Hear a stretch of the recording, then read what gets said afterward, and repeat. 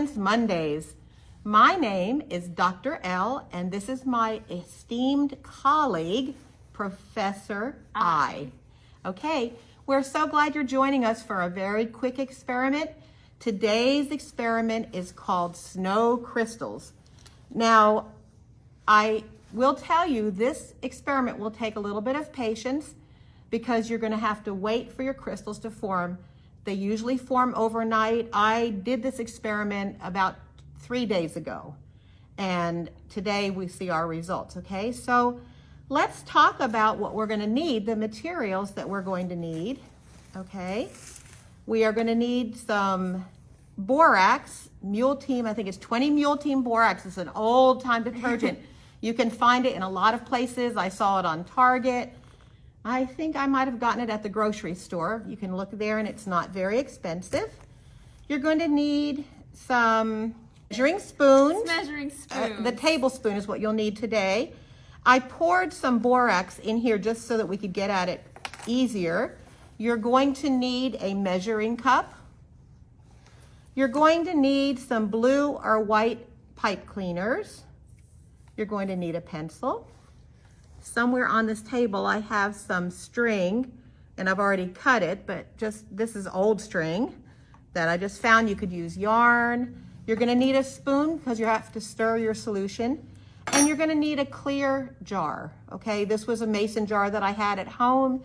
You could use a glass. You're going to need some very hot water. So we're going to get our experiment started because right now the water is hot and we need it really, really hot. I boiled it because we have to dissolve the borax in the solution, okay? But before we start, I just want to talk to you about the scientific method. When a scientist begins to investigate something, first they make an observation, and then the really important thing is they ask a question. Then they make a hypothesis, or they make an educated guess as to what's going to happen. Then they conduct their experiment. They look at their results. They draw conclusions. And then a scientist will write down their observations and their conclusions so that they can continue on if they're trying to discover something important. So I'm going to put that down, but that's basically the 6 steps to a scientific investigation. Okay, so we're going to talk about crystals today, and in this case, we're talking about snow crystals, but we're in Texas, and so not a lot of snow going on right now.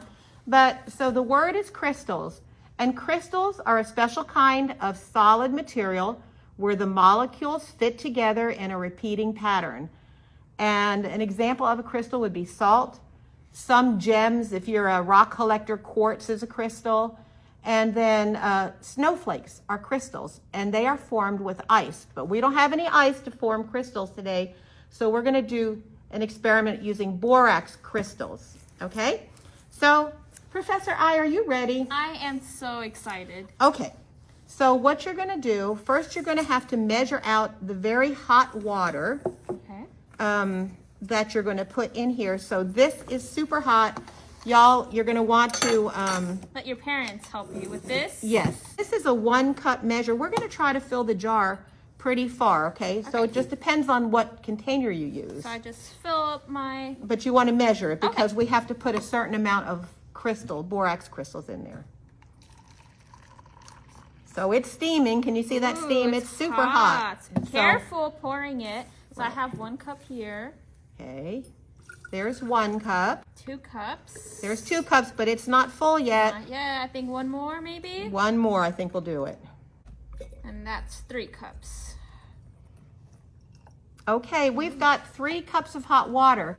We're going to put 3 tablespoons of borax for every cup. So if we've got 3 cups, how many tablespoons? 3 cups of water, but each cup has to have 3 tablespoons. Each cup has 3 tablespoons, and we have 3 cups. So how many tablespoons do we need? You guys can count with me. Okay, and it doesn't have to be perfectly exact. What we're trying to do is super saturate our water. And that, I'll tell you what that is while she's measuring. There's 1. 2, 3. How many more? 4, 5, 6. Okay, we've got 6, but we need 9. 7, 8. And one more. Just fill that one up. Really, really good, okay? We want our solution to be super saturated. What that means is we're going to stir it and try to stir in all of the borax, okay? Just stir it, stir it, stir it.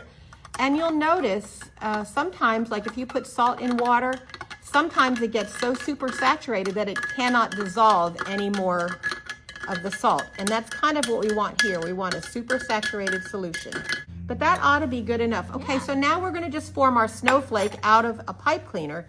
So in my handy dandy pocket, somewhere, I have a tape measure. That is not it. Hold on. This pocket's very deep. Tape measure. So you're gonna take your pipe cleaner and you wanna cut it into 3 sort of equal sections so you can form your snowflake. So pipe cleaners are about 12 inches long. If we divide it into 3, how many inches would that be for each section? 4.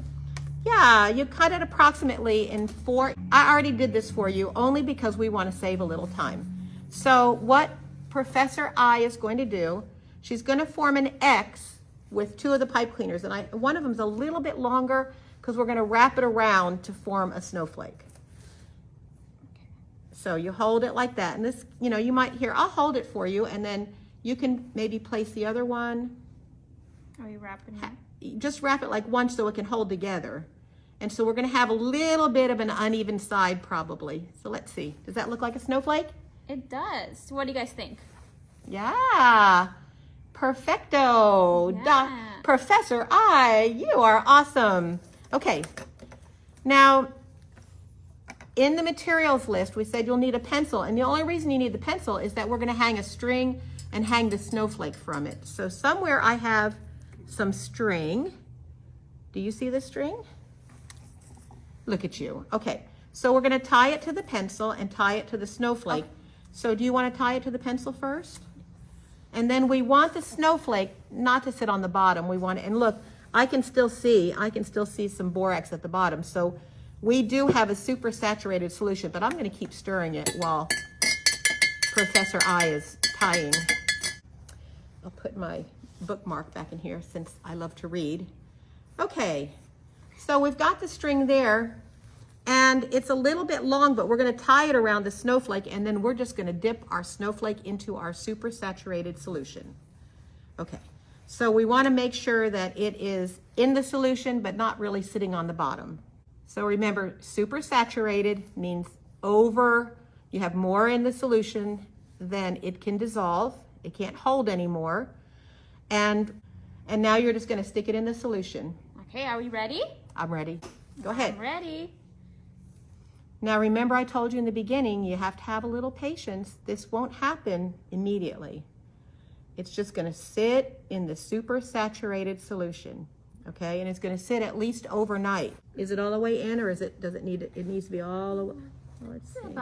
Is it down? Yeah, it's under, it's all underwater, right? That's all there is to the experiment, but I'm gonna show you the results because I told you I did one ahead of time so we could see what the results look like. Here is my solution. Whoa! That I did a couple days ago. Here's my pencil and oh my goodness, I can hardly get it out of the jar. See the crystals that have formed? They've even formed on the string. Now, if we looked under a microscope, remember a crystal is a repeating pattern. And so here we have our snowflake crystal. Okay, why does this happen? Are you ready? Why does this happen? Well, I'm so glad you asked me why, Professor I. The solution contains supersaturated borax crystals. Molecules, when a solution is heated, they are far apart. They're jumping around really far apart. But as the solution cools, the molecules get closer together and they start to form crystals on the pipe cleaner.